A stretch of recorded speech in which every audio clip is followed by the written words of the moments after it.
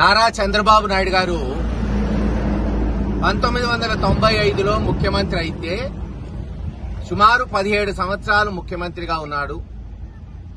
సుమారు ఎరపతినేని శ్రీనివాసరావు గారు కూడా 17 సంవత్సరాలు ఎమ్మెల్యేగా ఉన్నారు.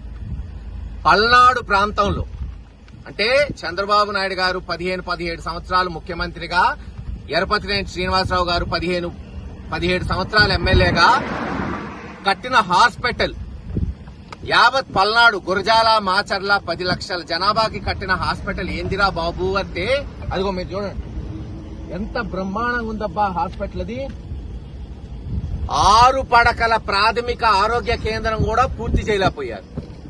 6 పడకలు ఓ 40-50 లక్షలు చేసే 6 పడకల ప్రాథమిక ఆరోగ్య కేంద్రం 17 సంవత్సరాల్లో వాళ్ళు నిర్మించింది. అది ఎక్కడ కట్టారంటే ఇదిగో చెరువు, పిడుగురాళ్ల చెరువులో. అంటే ఎవరికన్నా జబ్బు వచ్చినా జ్వరం వచ్చినా కాలు ఇరిగినా ఈ హైవే దాటుకొని గుంతలు దాటుకొని పాక్కుంటూ దోక్కుంటూ అక్కడికి పోవాలి. అసలు వాస్తవంగా ఈ చెరువు రేపు నీళ్లు పెట్టాలి. కరువు వస్తే పిడుగురాళ్లలో భూమిలో నీళ్లు ఇంకిపోతాయి, నీళ్లు ఉండవు. కర్మగాలి చెరువులో నీళ్లు పెడితే ఎవరికన్నా జబ్బు చేస్తే వాళ్ళు ఈదుకుంటూ పోయి చికిత్స అందించాలి. 6 పడకల హాస్పిటల్ కట్టలేని చంద్రబాబు నాయుడు గారు, ఎరపతినేని శ్రీనివాసరావు గారు మెడికల్ కాలేజ్ కడతారంట. ఇది వాళ్ళు చెప్పేది. మేము తెచ్చిన మెడికల్ కాలేజ్, మేము నిర్మించిన మెడికల్ కాలేజీకి రంగులు పూసుకొని ఓపెన్ చేస్తున్నారు. పర్లేదు, తప్పులేదు. ముందేమో ప్రైవేటైజేషన్ అన్నారు, అమ్ముకుంటామన్నారు. కేంద్ర ప్రభుత్వం ఒప్పుకోలా. రాష్ట్రంలో జగన్మోహన్ రెడ్డి గారు బాంచెత్ తాట తీస్తా ఎవడైనా లంచాలిచ్చి మెడికల్ కాలేజ్ కొనుక్కుంటా అంటే ఒక్కడు రాలా టెండర్ కి. చివరికి వెనక్కి తగ్గారు.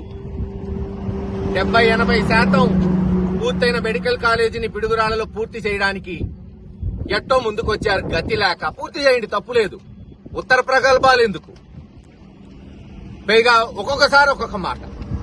ముందేమో రాయపాటి సాంబశివరావు తెచ్చారు అని ఎరపతినేని గారు అన్నాడు. నేను ఎప్పుడైతే ఛాలెంజ్ చేశానో తుస్సుమని ఆ మాట పోయింది.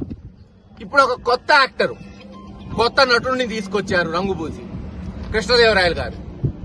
5 సంవత్సరాలు ఆయన జీవితంలో ఎప్పుడు మెడికల్ కాలేజ్ గురించి మాట్లాడాల. ప్రైవేటైజేషన్ జరుగుతుంటే ఒక్కసారి కూడా చంద్రబాబు నాయుడు గారిని కలిసి ప్రెస్ స్టేట్మెంట్ ఇచ్చాడా ఈ రోజున? వద్దు, ప్రభుత్వమే నిర్వర్తించాలి, ఆ రోజు కష్టపడి తీసుకొచ్చాం, లేదు. అసలు మెడికల్ కాలేజీకి ఆయనకి సంబంధమే లేదు.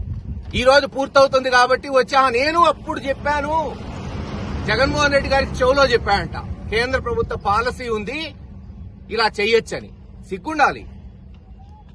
అబద్దం చెప్పినా అతికినట్టుండాలి అంటారు ప్రజలు. చేత కాకపోతే చెప్పకూడదు. 3 జులై 2019 నేను ముఖ్యమంత్రిని మొట్టమొదటిసారి ఎమ్మెల్యే అయిన వెంటనే జగన్మోహన్ రెడ్డి గారు అప్పుడు ముఖ్యమంత్రిని కలిసిన వెంటనే అన్నా నా చిన్ననాటి కోరిక మెడికల్ కాలేజ్ అంటే, వెంటనే పక్కనే పివి రమేష్ అనే సెక్రటరీ ఉన్నాడు, ఆయనకు రాశాడు చూడు ఎండోర్స్మెంట్. అంటాడు కేంద్ర నిధులు ఎలా వచ్చినాయి? కేంద్ర నిధులు అసలు పాలసీ తెలుసా కృష్ణదేవరాయలు గారికి? కేంద్రం ఇచ్చింది 200 కోట్లే, మిగతా 300 కోట్లు రాష్ట్ర ప్రభుత్వం. రోజుకో మాట. ఎరపతినేని శ్రీనివాసరావు గారు అసలు రాష్ట్ర నిధులే లేవంటాడు. కృష్ణదేవరాయలు గారు వచ్చి లేదు రాష్ట్రం 60-70 కోట్లు ఖర్చు పెట్టిందంటాడు.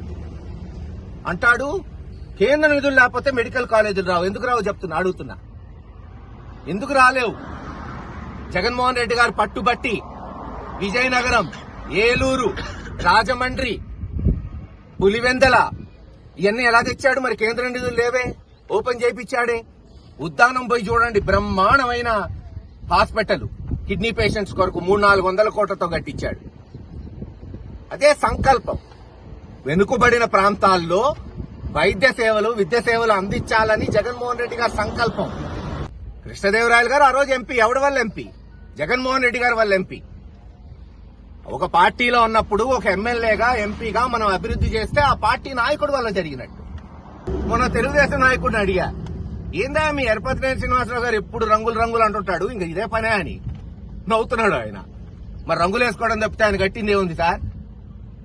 మీరు కట్టిన మున్సిపాలిటీ 20 కోట్లతో స్థలాన్ని తీసుకొచ్చాం. 1 కోటి రూపాయలతో బిల్డింగ్ కడితే 10 లక్షలతో రంగులు పూసి ఓపెనింగ్ చేసుకున్నారు. ఇప్పుడు 215-20 కోట్లతో మెడికల్ కాలేజ్ పూర్తి చేస్తే రంగులేసి ఓపెన్ చేశామని సంబరాలు చేసుకుంటున్నారు. దమ్ముంటే ఇది కాదు. మీరు ఎలక్షన్ కి ఇచ్చారు మాట, ఇంటికో గ్యాస్ ఇస్తానన్నావు. 70,000 కుటుంబాలున్నాయి ఎరపతినేని శ్రీనివాసరావు గారు గురజాల నియోజకవర్గంలో. గ్యాస్ కొరత ఉంది. ఎప్పుడు ఇస్తావు గ్యాస్? గ్యాస్ కొట్టడమేనా, గ్యాస్ ఇచ్చేది ఉందా? మేము నాటిన చెట్టు ఫలాలు ఇవ్వబోతుంది. ఆనందంగా ఉంది. మేము చేసిన పోరాటం రాష్ట్రంలో, ఈ ప్రాంతంలో అభివృద్ధి అంటే ఏ రోజు మాట్లాడిన ఎరపతినేని శ్రీనివాసరావు గారు కూడా కాలేజీల హాస్పిటల్ గురించి మాట్లాడుతున్నాడంటే అది మా పోరాటం. తలొగ్గక తప్పదు. ఏది ఏమైనా బ్రహ్మాండమైన మెడికల్ కాలేజ్ రాబోయే తరాలకి ఒక సామాజిక దేవాలయంగా మిగిలిపోతుందని తెలియజేసుకుంటూ సెలవు తీసుకుంటాం.